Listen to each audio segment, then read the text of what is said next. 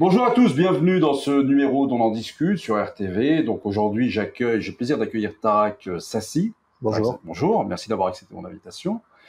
Alors, vous êtes Tarak Sassi, vous êtes sportif, vous êtes dans le catch, vous avez une école de catch située à Paris, mais vous êtes aussi engagé dans le domaine associatif, disais-je, et il y a quelque chose au jour d'aujourd'hui qui vous tient à cœur, qui vous énerve même, c'est le crack et son développement, sa consommation dans la capitale. Alors, c'est pas quelque chose qui m'énerve on va dire par choix, c'est par dépit, c'est par obligation. C'est quelque chose qui m'est imposé vu que j'habite à Marx-Dormois, Ouais. que je me retrouve avec un hôtel social en face de chez moi, qu'on a eu plusieurs scènes ouvertes, Porte-la-Chapelle, Éole, Gare du Nord qui est toujours en continu, et maintenant, même si c'est à 2 km, la Villette, que nous subissons parce que il y a l'utilisation des hôtels sociaux dans mon quartier à Marx-Dormois, sur un périmètre de 300 mètres. Il faut comprendre qu'on a 4 hôtels sociaux. Alors, ça veut dire qu'on Sur 300 mètres, il y a 4 hôtels sociaux, d'accord. ça veut dire qu'on sédentarise la drogue dans des bâtiments en dur, dans une politique qui évolue par l'ARS et la mairie de Paris. Voilà. Alors, expliquez-nous, le quotidien, comment ça se passe? Le quotidien, c'est quand on prend le métro, c'est déjà de voir des craqués se rassembler en bout de quai, fumer, se rassembler, traverser les voies normalement, des fois agresser ou au mieux faire la manche. C'est quand on sort, par exemple, moi, ma femme ne sort plus, ne serait-ce que pour faire les courses ou quoi que ce soit. En pleine journée? En pleine journée, elle veut plus. Donc c'est moi qui sors, c'est moi qui lui retire son argent, c'est moi qui bouge. De l'autre côté, on a une mairie qui fait semblant de nous écouter, qui est totalement sourd. On a un gouvernement qu'on a appelé à plusieurs reprises. On va dire que maintenant, il y a eu à peine un dialogue, mais toujours pas d'action concrète. On attend toujours les actions à venir de la part de Darmanin, Elisabeth Borne que j'ai rencontrée, ou même Emmanuel Macron, et les choses tardent devant une situation critique. Il faut savoir que, comme vous l'avez précisé, je viens du catch, je suis le premier catcheur international tunisien, et j'ai été formé au Canada. J'ai été formé au Canada pendant 2 ans. Et j'ai vu ces scènes de rassemblement de junkies et d'ultra-violence et l'explosion de ces drogues dures, parce qu'il n'y a pas que le crack, s'effectuer à Montréal, à Vancouver, et que ce soit à New Jersey et New York. Et aujourd'hui, à Paris, ce qui était aujourd'hui marginal a explosé totalement, dû au fait du printemps arabe, de la guerre en Libye, de la guerre en Syrie. Pourquoi? Comment vous faites le lien entre les printemps arabes et la diffusion? L'arrivée massive d'immigrés, de réfugiés qu'on n'a pas su gérer, qu'on a laissé à la merci de dealers et de toxicomanes qui sont devenus des nouveaux consommateurs, parce qu'on leur a donné leur première dose gratuitement. Il y a eu plusieurs reportages qui ont été faits là-dessus et qu'on peut voir. Et puis j'habite là-bas, ouais. Clairement. Et la volonté, en fait, de vouloir les concentrer, déjà de la part de la préfecture à l'époque avec Manuel Valls et aussi la mairie de Paris, de vouloir les concentrer dans le nord-est parisien, ça veut dire en gros détruire les perspectives d'avenir pour le 18e, le 19e et le 10e.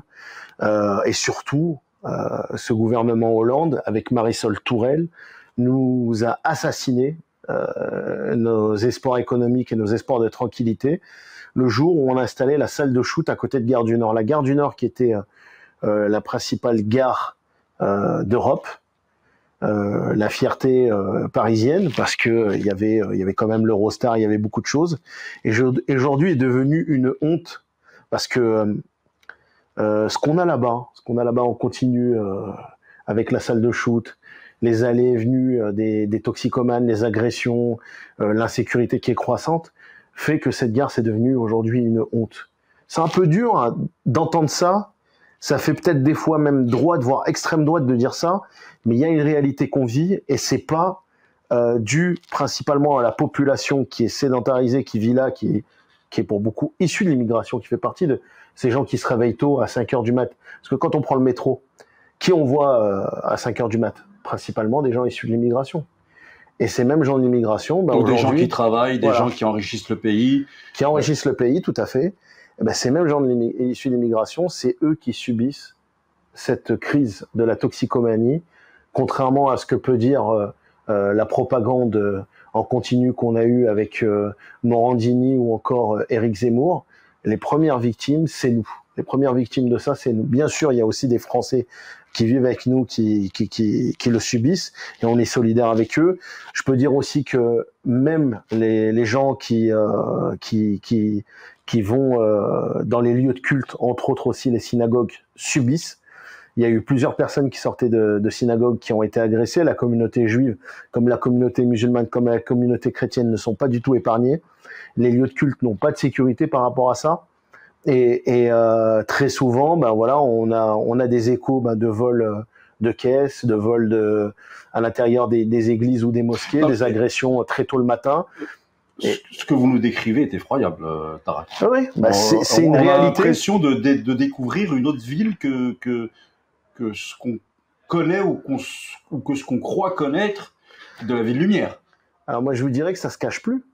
Bah ouais, vous savez, vous allez à quelques pas du studio. Ouais. On va maintenant à Porte de la Villette, on va se promener un petit peu à Aubervilliers, on va se promener un petit peu dans le 18e ou à Gare du Nord. Ça va être visible. Ça va être visible. Alors, donc il y aurait moi je mets du conditionnel tout le temps, mais donc il y aurait un business du crack et des drogues dures qui serait totalement visible à Paris aujourd'hui. Totalement. Et avec ça, le seul choix qu'on a décidé, c'est pas la prévention, pas l'accompagnement au sevrage, pas les villages thérapeutiques, mais c'est l'accompagnement à la consommation, avec la distribution à foison de pipe à crack, de seringues, une volonté de tout le temps mettre le toxicomane en victime au lieu de le responsabiliser et de l'amener vers le sevrage. Et je terminerai aussi mon propos sur les conséquences de l'explosion du nombre de toxicomanes. La crise sanitaire, sur 2 ans, n'a rien arrangé. On a quitté nos rues, ouais. Les dealers et les toxicomanes les ont investis, les policiers étaient moins. Donc au final, une personne qui se retrouvait ennuyée ou au chômage ou n'en pouvait plus, avait plus de facilité à aller consommer sa drogue pour oublier sa dépression que de retrouver un quotidien. Donc là-dessus, le gouvernement aussi doit prendre les conséquences de ces décisions-là, et ce n'est pas une spécificité française. La crise de la toxicomanie que nous vivons, c'est une crise internationale. Mais pourquoi Paris, qui semblait, enfin on avait le sentiment, l'impression, la fausse impression visiblement, que ça c'était cantonné plutôt aux banlieues. Pourquoi là, d'un coup, d'un seul, Paris est foudroyé par cela? Pourquoi Paris? Paris a toujours été un point central, avec ses multiples gares, même pour les provinciaux, de toutes les consommations de drogue. Aujourd'hui, la France, c'est le premier pays toxicomane de toute l'Union européenne. Il y a des chiffres qu'on peut voir à l'OFDT, il y a des chiffres chez Europol, il y a des chiffres de plusieurs commissions européennes qui peuvent le prouver. On a Europol qui a tiré la sonnette d'alarme sur l'explosion des arrivées massives des drogues qui sont faites sur le port d'Anvers, du Havre et dans d'autres ports européens, qui a un non-contrôle, qui a l'arrivée massive de ces drogues américaines qu'on a pu voir dans Breaking Bad, la méthamphétamine ou encore le crocodile qui arrivait dans certaines villes françaises. Et au-delà de ça, ni les instances européennes, ni les instances nationales françaises n'ont pris la nature de la gravité de la situation et qu'il fallait réagir. Et comme je le dis, ce n'est pas une spécificité parisienne. J'invite à regarder, à faire une petite revue de presse de ce qui se passe à Bordeaux. Il y a eu un passif entre Compiègne et plusieurs villes de France jusqu'à Nice sur un réseau de distribution qui incluait le crack, qui a vraiment fait des ravages. Alençon, Limoges, Rouen, le Hauts-de-France, qui malheureusement, entre tous ces problèmes, on pourrait l'appeler le haut de chômage, tellement la précarité s'installe et la toxicomanie, la grande toxicomanie, la drogue s'installe, et que malgré ça, on n'a pas de réaction ou de volonté de vouloir faire les choses correctement, et que j'ai l'impression en fait que quand on propose des solutions... Alors quel type de solution déjà vous proposez? Alors, les solutions que nous on propose, c'est la prévention au plus jeune âge. Pourquoi? Dans toutes les scènes où on est, les dealers qui sont les petites mains d'un grand trafic. Il faut le savoir, parce qu'on aime bien dire, ouais, c'est les Modou, c'est les Sénégalais, c'est eux qui tiennent le trafic, mais non. Il y a vraiment un organigramme du trafic de drogue, et eux, ils ne sont que les petites mains. Et je ne les excuse pas pour autant, parce qu'ils sont aussi pourris que ceux qui sont en haut, des fois même plus, viennent aborder des mineurs pour les proposer soit de devenir dealers, soit de devenir consommateurs, ou soit les deux. Et très souvent, contrairement à ce qu'on croit, et ça fait que le dealer est beaucoup plus actif, beaucoup de consommateurs sont dealers en même temps. Donc ça fait les deux. Voilà, ça fait les deux. C'est un petit peu... c'est une manière de le tenir, en fait. Voilà, c'est une manière de le tenir. C'est un petit peu... Je sais pas si on a connu un petit peu tous ces trucs pyramidales. J'ai pas envie de citer le nom pour pas qu'il y ait de procès. Ouais, bah non, voilà quoi. C'est genre du style tu achètes, mais après tu revends et tu trouves d'autres revendeurs. Et par-dessus toi, t'as le mec qui est au sommet de la pyramide qui lui se gave. Ouais. Et bah la drogue c'est pareil. Ouais. C'est un système pyramidal. Alors quelle solution? Donc il y aurait la prévention au plus jeune âge. Prévention au plus jeune âge. Ensuite, travailler sur le sevrage et la réinsertion. Ensuite, travailler sur la citoyenneté. La lutte contre l'exclusion qui amène la radicalisation, qu'elle soit politique ou religieuse, de tous, et travailler sur une insertion de masse. Aujourd'hui, on compte sur le Pôle emploi pour faire un travail qu'ils n'arrivent pas à faire, comme on compte aussi sur le SAMU social pour sortir les gens de la rue. Moi, j'ai été 10 ans sans domicile fixe. J'ai pas dormi une nuit à la rue. Je me suis toujours débrouillé.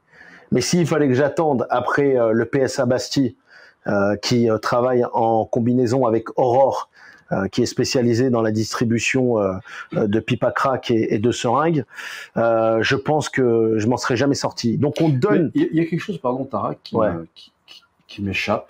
Je dois sûrement être naïf. Ouais. J'ai envie de dire peut-être que c'est bien aussi parfois d'être naïf, de le rester.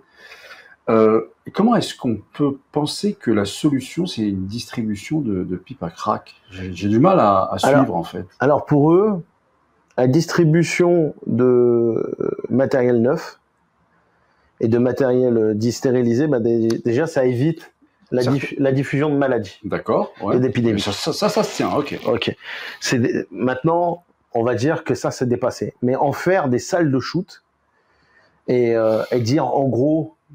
Ici, messieurs, dames, vous avez un endroit où vous pouvez venir consommer sur 300 mètres à la ronde. Aucun policier va vous contrôler, donc ça veut dire les dealers et les consommateurs peuvent posséder de la drogue aux dépens des riverains qui subissent ça. Mais les dealers non, puisque le deal est tout de même interdit. Bah, sur ce périmètre-là, il y a le droit d'avoir aucun contrôle. Donc si un dealer a de quoi vendre et qu'à côté il y a un consommateur qui veut prendre pour aller dans sa salle de shoot, il pourra. Et aujourd'hui, les habitants de Barbès, les habitants de La Chapelle, les habitants de la Riboisière subissent ça. Parce qu'il y a un périmètre tout autour de cette salle de shoot qui est géré par Gaïa, la deuxième association impliquée sur la continuité de cette crise avec Aurore, qui veut en fait que voilà les consommateurs aient la liberté de pouvoir venir faire quoi que ce soit. Ils nous garantissent en fait que ça, c'est le palier pour les amener vers le sevrage, mais ils ne sont même pas capables de nous donner un seul résultat de ce qu'ils ont fait. Il suffit juste de voir ce que donne la gestion des hôtels sociaux dans lesquels ils mettent les toxicomanes et parfois les dealers dans ces hôtels sociaux où il y a de la prostitution, il y a de la vente en continu, il y a des agressions. Moi-même, j'ai failli me faire crever un œil. On a essayé d'attenter à ma vie avec l'hôtel social qui est en face de chez moi. Et moi, j'ai toujours cru en fait que les hôtels sociaux, parce que c'est la communication qu'on nous a donnée, servaient à loger des familles à la rue ou des gens à la rue. Aujourd'hui, je vois que la priorité, c'est les toxicomanes. Je vois que la priorité, même sur des attributions d'appartements, dans rue de la Chapelle, c'est les toxicomanes. Ça fait pas baisser le prix du mètre carré, ça? Bien sûr. D'accord. Mais en même temps, c'est vrai qu'on peut considérer que être un toxicomane, c'est être malade. C'est être malade, oui. Et on doit avoir une certaine, tout de même, de la miséricorde,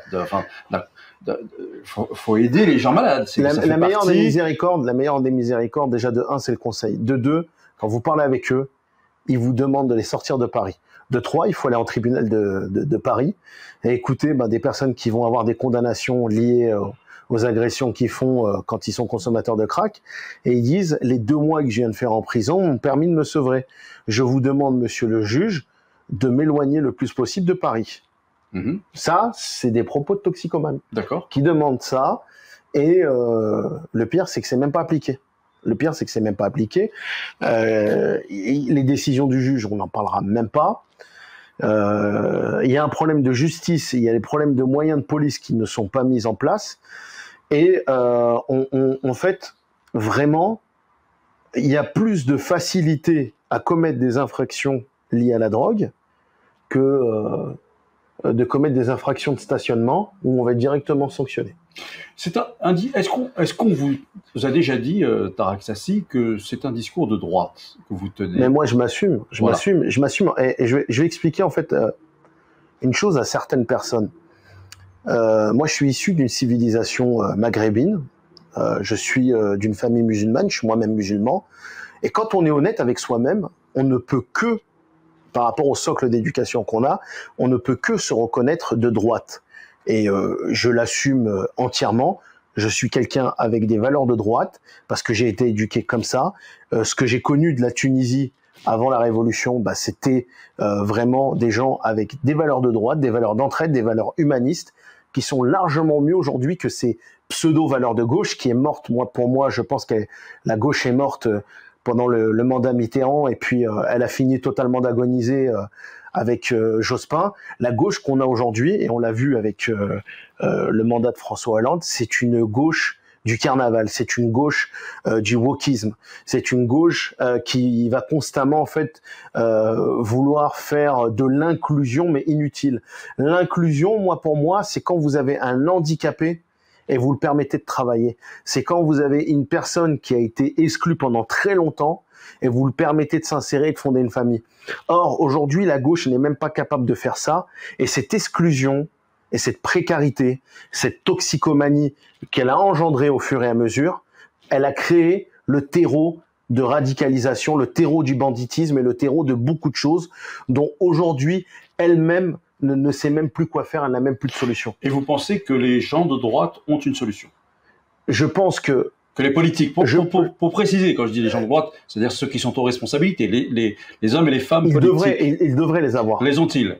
Pour l'instant, non. Pour l'instant, pour moi, il y a. Est-ce que vous avez fait appel à des gens de politique de droite qui ont des responsabilités pour que ce problème soit réglé? Valérie Pécresse.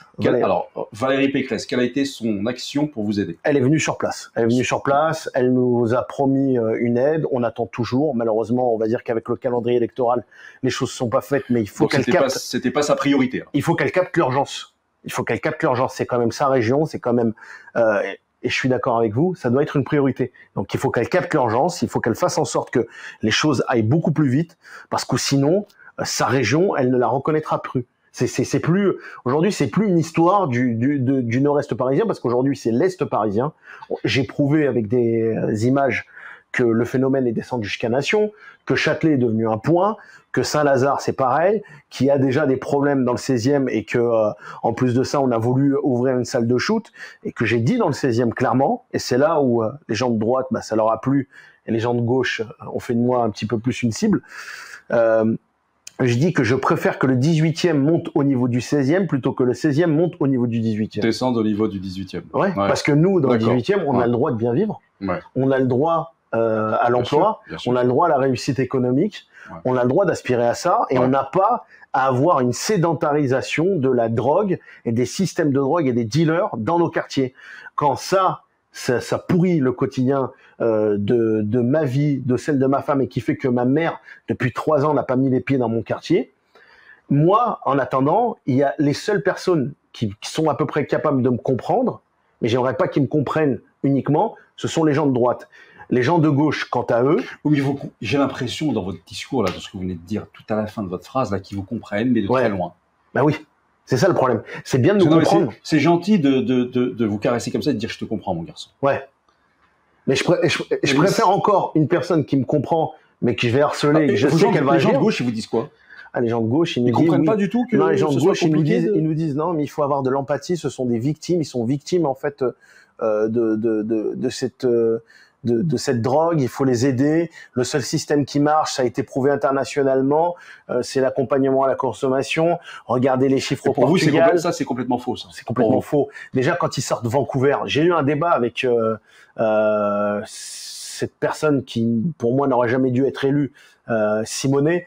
J'ai eu un débat avec elle sur les antennes de Radio France Maghreb, où elle me sortait les chiffres du Canada. Je lui dis, est-ce que vous avez vécu au Canada?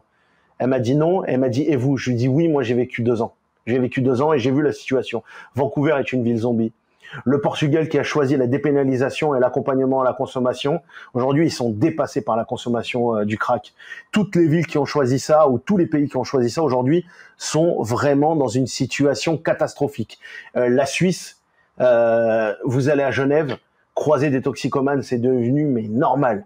Parce que vu la politique de l'accompagnement à la consommation qu'on a mis en place à Zurich et à Genève, c'est devenu une banalité aujourd'hui de croiser des toxicomanes. Et je vais vous dire aussi, il y a quand même quelque chose de très grave. Un enfant qui vit dans un quartier toxicomane. Un enfant de 7 ans. Vous parlez carrément de quartier toxicomane. Mais bien sûr. Bien sûr. Un enfant de 7-8 ans qui sort et qui voit des gens qui ressemblent, parce que c'est pas un mythe, hein. Il suffit juste d'aller sur Google et de regarder toxicomanie avant-après. Ces gens ressemblent à des zombies. Un gamin de 7-8 ans, quand il évolue là-dedans et qu'il grandit là-dedans et qu'il voit ça, qu'est-ce que ça lui fait comme fracture au niveau de son mental? Quel traumatisme ça va provoquer sur le long terme? Est-ce qu'on se pose ce genre de questions? Quel horizon. Voilà. Mais, tac, très bien. Ok, admettons tout cela. Hein. Il n'y a aucune raison de mettre ce que vous dites en doute. Vous avez l'air vraiment voilà, vous vivez ça au quotidien, donc c'est évidemment très très important de le dire. Mais la solution, ce serait, moi je reste sur les solutions possibles. Ce serait quoi? Donc plus d'accompagnement à la consommation et donc accompagnement au sevrage. Accompagnement au sevrage. Et à la consommation, on arrête. Il faut l'accompagnement à la consommation, ça fait juste que monter le nombre. Les gens se disent bon, ça va être plus facile de consommer. Donc ça encourage selon vous? Ça encourage. L'accompagnement à la consommation, on en voit le résultat aujourd'hui. Donc l'accompagnement au sevrage. Et je veux dire, il y a de plus les chiffres de l'OFDT sur Paris, sur l'Île-de-France, ça fait que augmenter. On est à un chiffre aujourd'hui de presque 70 000 consommateurs de crack sur l'ensemble de l'Île-de-France. Quelle est la différence entre, parce que c'est vrai qu'on aurait quand même pu commencer par définir le crack. Il semble que le crack soit plus dangereux que les autres drogues, c'est une réalité? Le crack est une drogue très facile à créer. Il y a des gens qui m'ont vu sur les passages que j'ai eus dans les différents médias, qui sont venus vers moi, qui apprécient et qui aiment que je dénonce la politique de l'accompagnement à la consommation parce qu'ils sentent que les gens se font de l'argent sur leur dos. Ça demande quoi? Ça demande une casserole, de l'eau, ça demande soit du bicarbonate, soit une autre forme blanchâtre avec de la soude ou un autre dissolvant. Enfin, il y a plusieurs méthodes et plusieurs manières de le rendre pur pour vraiment que la personne consomme un produit le plus sain possible. Et c'est très facile à faire. Et beaucoup se mettent à le créer eux-mêmes. Donc ça veut dire qu'ils achètent une petite quantité de cocaïne et le fabriquent chez eux. Et des fois, on a pire que ça. On a des gens qui font de la carotte, ça veut dire qu'ils préparent un produit équivalent au crack, mais sans la cocaïne. Et là, c'est du pur produit chimique. C'est des dégâts irréversibles au niveau santé et au niveau du cerveau. Et là-dessus, même des fois, il y a un vide juridique, vu que la personne n'a pas vendu quelque chose qui contient de la cocaïne, limite, il y a un vide juridique là-dessus parce qu'on peut pas le condamner pour du stupéfiant. Donc, c'est un produit extrêmement facile à créer. C'est devenu la drogue la plus populaire, qui a fait des ravages en Afrique là depuis le printemps arabe. Malheureusement, à chaque fois, je suis obligé de revenir sur le printemps arabe. 25% de la population au Cameroun ont déjà consommé du crack. Il y a un reportage qui est vérifiable. C'est une drogue qui n'est pas chère. Pas cher du tout. Les 25%, et c'est vérifiable sur un reportage de France 24 qui a été fait au Cameroun. Il y a un dérivé qui est fait à base d'huile de moteur qui s'appelle le Bomber au Congo, qui a fait des ravages extrêmes. Ensuite, il faut prendre en compte qu'aujourd'hui, tout l'ouest de l'Afrique est devenu le port de réception de tout le narcotrafic sud-américain, déjà. Et que ce narcotrafic, après, remonte sur toute l'Europe et après peut se distribuer aussi sur les pays maghrébins et d'autres pays. Et puis les premiers à être touchés sur une quantité, des fois sur une qualité un petit peu plus faible, ce sont les pays subsahariens. Le crack, vous m'excuserez l'expression, c'est une drogue raciste. Les premières victimes de cette drogue, ce sont les populations afro-caribéennes et subsahariennes. D'accord. Et c'est vérifiable, on peut aller dans n'importe quel camp, on verra que la majorité des gens sont subsahariens ou afro-caribéens. Et il y a bien sûr aujourd'hui une expansion du nombre de Français, entre autres des punkachiens, des mineurs aussi, qui sont happés. Alors ça, j'y reviendrai un petit peu plus tard, parce que c'est un sujet très très grave qui concerne le trafic humain. Et de plus en plus aussi de Maghrébins. Les Afghans, bizarrement, avec la crise qu'ils ont eue de l'opium, ils sont un petit peu plus prévenus, et ils savent rester en dehors de ça. Mais on a vu beaucoup de Soudanais, d'Érythréens, d'Éthiopiens, de Somaliens tomber là-dedans et ruiner leur vie, sachant que ces gens-là ont risqué leur vie pour venir ici, et ils finissent en zombies. Et ils partent de là d'où ils partent déjà traumatisés, donc voulant trouver quelque chose qui... Tout à fait. Vous avez fait vous-même la construction de ce qui les a amenés à consommer du crack. Vous avez fait vous-même. Évidemment. C'est bien, franchement. Il y a très peu de gens qui font cette logique-là, et je vous en remercie. Maintenant, j'aimerais vraiment vous parler du cas des mineurs, parce que avec notre association... Pour conclure, on va parler de... Voilà. Avec notre association La Remontée, avec le vice-président... La Remontée qui se situe dans le 18e. On est situé dans le 18e. Avant, on était à Rosny-sous-Bois. Et on était spécialisé déjà de base sur l'insertion jeunesse, sur le vivre ensemble et sur des activités vraiment citoyennes. Mais on a dû se spécialiser sur cette prévention de la drogue, sur la médiation et l'assistance aux riverains et aux commerçants. Et je vous enverrai des scènes où on assistait des commerçants qui se faisaient agresser par des toxicomanes, et aussi des interventions pour extraire des mineurs de scènes de drogue, parce que ces mineurs, ils se font happer par des rabatteurs sur les réseaux sociaux. Elles finissent, il ou elle, parce que très souvent on a aussi des jeunes garçons, finissent là-dedans.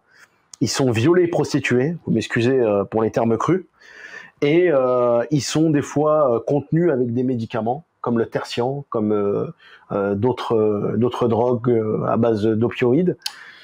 C'est très grave ce que je dis. Dans quel monde vit-on ? Non mais c'est très grave ce que je dis. Sûr, il y a eu un reportage de 7 à 8 là-dessus, que sur ces mineurs qui sont en fugue et qui se font happer par des rabatteurs. Beaucoup se font prostituer. Dernièrement, on a eu le cas avec une fille. On a fait retourner toutes les tentes de Porte de la Villette. On a réussi, avec le bruit qu'on a fait avec les parents, et je salue la force des parents, on a réussi à faire en sorte qu'elle donne signe de vie d'elle à Bobigny. Avec ça, elle a été remontée par les services de police, et les parents ont pu retrouver leur gosse. Et tout ce travail, le gros de ce travail, ça a été les parents qui l'ont fait. Nous, on a été là pour les soutenir, pour les orienter. On leur a dit ni de payer de rançon, ni de prendre un détective privé ou quoi que ce soit. Il faut mettre la pression sur les services de police, parce qu'il n'y a que eux qui peuvent retrouver ça. Et plus il y a des opérations, plus il y a de la pression sur la préfecture de police, plus ça remonte au ministère de l'Intérieur, et plus vite on peut retrouver les mineurs. Et je vais dénoncer clairement en fait la mauvaise attitude de BFM TV. On les avait appelés sur une opération de sauvetage sur une petite fille qui s'appelait Andy, qui venait de Saint-Brieuc, le 14 février. On les a demandé justement, qu'on a fait un travail de repérage avec notre association et qu'on voulait faire passer un message au gouvernement. Ils ont décidé en fait de donner une vision partielle de ce qui s'est passé, ça veut dire de faire témoigner uniquement que la mère et pas notre association, alors que nous avions quelque chose à demander au gouvernement et qu'il fasse vraiment une alerte énorme au vu des mineurs qui sont en train de tomber là-dedans. Ils ont choisi d'être partial. Et j'ai eu en fait un sentiment que à partir du moment où vous avez des Maghrébins qui ont des actes citoyens et un comportement citoyen, on ne les met pas en avant. Mais par contre, si c'est les Dalton qui vont faire des cabres et déranger tout le monde à Lyon, là, on les invite même à touche pas à mon poste et on les met en avant parce que ça alimente une certaine zémorisation de l'information. D'ailleurs, Éric Zemmour, qui a fait des très belles promesses en venant à la Villette, à qui j'ai dit arrête de te prendre pour Clovis, tu es le sosie des Lukaku. Et puis bon, j'ai pas hésité aussi à remettre Morandini à sa place, qui est vraiment pour moi une pourriture parce que il s'est servi de notre souffrance sans vouloir donner la parole aux réelles personnes concernées et à ceux qui veulent des solutions et des actions. Il aurait pu nous amener Darmanin, il aurait pu insister pour faire beaucoup de choses. Il a préféré faire suivre sa ligne éditoriale, faire plaisir à Bolloré plutôt que d'aider la population. Donc ils ont fait des belles promesses, ils ont fait des liens, un raccourci énorme, grave, et c'est vérifiable, il suffit juste de regarder l'émission. Ils ont fait un raccourci, un lien entre crack, Afrique et islam. Je ne savais pas qu'il y avait un hadith du Coran qui disait comment préparer le crack. Et je ne savais pas, parce que dans l'histoire, on sait que ça vient des Caraïbes, je ne savais pas que le crack est une cuisine ancestrale africaine. Et j'aimerais juste rappeler, en fait, encore une fois, et je le dis à chaque fois, Monsieur Zemmour, avant de parler du lien entre islam, crack et Afrique, rappelez-vous que des propriétaires de gros cargos font des transports énormes de narcotrafic, et certains de ces propriétaires de gros cargos ont soutenu votre liste et votre campagne politique. Voilà. Donc rappelez-vous d'abord qui sont les vrais responsables. Tareq Sassi, le tableau que vous nous dressez est abominable, ça fait peur. Il faut agir. Ça fait peur. Il faut agir. Voilà. Donc, moi, je propose qu'on en reparle dans une autre émission, avec peut-être en invitant aussi face à vous un responsable qui n'aura, d'après ce que vous dites, pas forcément agi en responsabilité. Et moi, ce qui me fait peur, c'est que je n'entends pas l'ombre du début d'une action qui est, espère-t-on, fera avancer ou plutôt reculer le phénomène. Bien au contraire, j'ai l'impression que quand je vous entends, je ne peux pas dire que je sois allé sur place et que j'ai vérifié, mais quand je vous entends, j'ai l'impression que c'est plutôt entretenu et que le fait que ce soit entretenu favorise son développement. Bah écoutez, je vous propose de nous suivre un jour. Oui. Moi, je le dis devant Tareq Sassi, avec plaisir.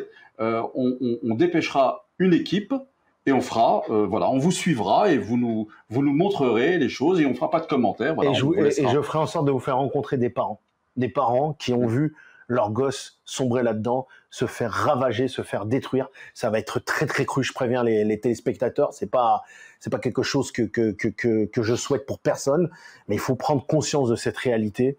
Et surtout mettre la pression à vos élus pour qu'ils agissent, parce que nous, aujourd'hui, notre association, La Remontée, elle est à bout. Elle a été complètement mise à plat par la crise sanitaire et le non-soutien des associations. On aimerait embaucher des jeunes qui, pour l'instant, sont bénévoles. On aimerait avoir des véhicules. On aimerait pouvoir prendre des maisons de campagne pour mettre des toxicomanes dans des situations de réinsertion vers les métiers agricoles, artisanat ou même le sevrage, parce que c'est l'une des solutions qui marche. Et on aimerait surtout pouvoir leur financer des abonnements de musculation et beaucoup d'autres actions qui permettraient d'aller vers le désengorgement de ces scènes parisiennes. Et au contraire, c'est pas ça qu'on a. Merci Tareq Sassi sur ces mots très durs. Moi, je vous dis à très bientôt sur RTV pour un nouveau numéro de votre émission On en discute.